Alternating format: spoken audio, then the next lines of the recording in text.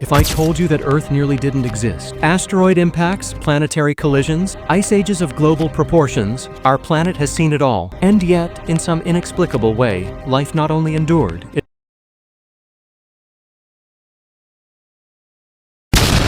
This is the incredible tale of how Earth came to be, came near to being annihilated, and was forever remolded into the world we inhabit today. In the last few billion years, Earth has been bombed by asteroids, collided with other planets, and glaciated numerous times. Not to mention having been governed by bizarre and frightening monsters.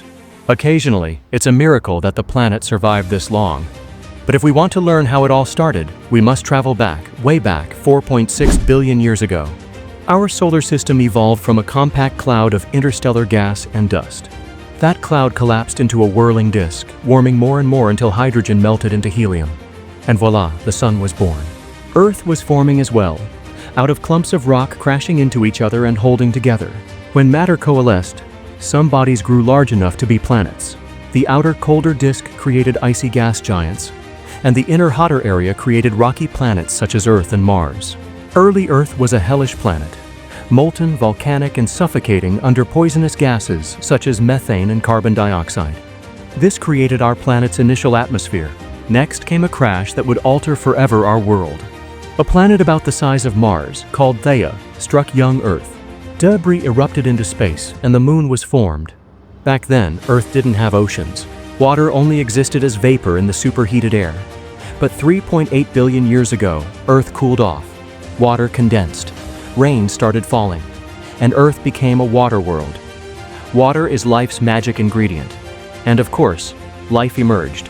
3.7 billion years ago.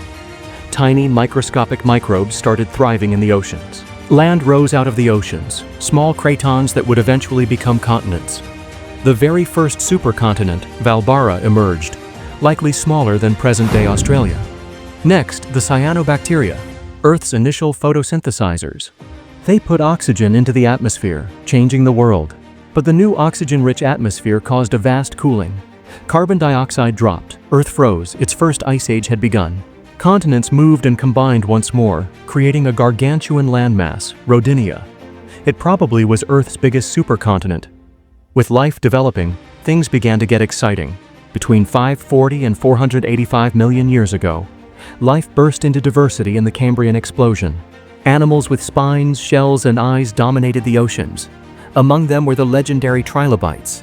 About 440 million years ago, Earth experienced its first mass extinction. Climate change hit, and ocean temperatures dropped. Most of marine life disappeared, but evolution kept going. From L420 to 350 million years ago, the first trees grew, and the first animals moved on land.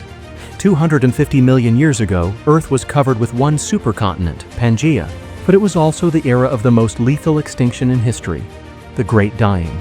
Volcanoes erupted, and runaway global warming annihilated 90% of all living creatures. Out of that ruin came a new era. 240 million years ago, dinosaurs emerged. They dominated Earth for the next 150 million years. You'd glimpse behemoths like Argentinosaurus, or run from a frightening T-Rex. Meanwhile, Pangaea started to splinter apart, forming the continents of today.